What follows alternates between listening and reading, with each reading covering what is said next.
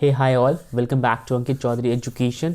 और आज की क्लास में हम डिस्कस करने वाले हैं 10.2 के कुछ बचे हुए फॉर्मूलेज, जिनमें से दो फॉर्मूलेज हम आज डिस्कस करेंगे। एक distance of a point from a line और दूसरा हम डिस्कस करेंगे distance between two parallel line. इससे पहले मैं आपको बता दूं कि आप बिल्कुल सब्सक्राइब कर सकते हैं इस चैनल को। आपको इस चैनल पे सारी की सारी वीडियोस मैथ्स और फिजिक्स और केमिस्ट्री से रिलेटेड फ्री ऑफ कॉस्ट मिलने वाली है, तो stay tuned with this channel. Let's begin. Topic है distance of a point from a line.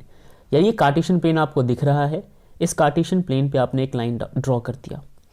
अब इस लाइन से कुछ दूरी पे एक पॉइंट ड्रॉ करो आप। तो मैंने कुछ दूरी पे सपोज इस डिस्टेंस पे एक पॉइंट ड्रॉ कर लिया, राइट।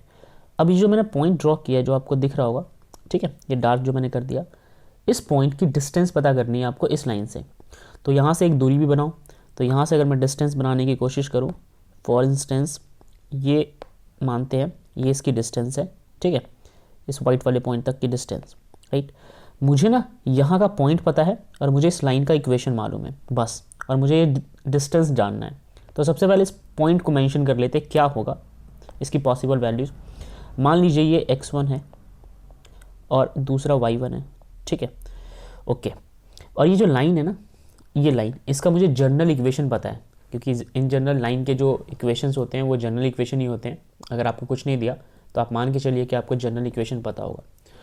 तो इतनी इन्फॉर्मेशन अगर आपको मालूम है, जनरल इक्वेशन क्या होता है, अगर जनरल इक्वेशन की बात करें तो वो होता है ax प्लस में by प्लस में c, right, is equals to 0।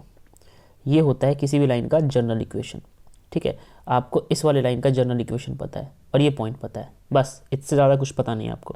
तो जो हम डिस्टेंस निकालेंगे, राइट, अब डिस्टेंस क्या होगा, ये इसकी मैं बात कर रहा हूँ। तो जो ये d निकल के आएगा, ये जो d निकल के आएगा, इसका फॉर्मूला मैं यहाँ पे लिख रहा हूँ आपके सामने। d is equal to mod of ax1 plus में by1 प्लस में c whole divided by under root of a का स्क्वायर प्लस b का स्क्वायर। समझ गए।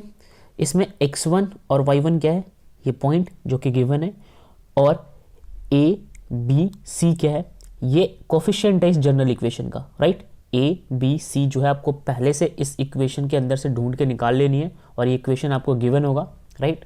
इसके बेस पे आप ये क्वेश्चन कर सकते हो अगर कभी भी आपसे डिस्टेंस पूछे तो।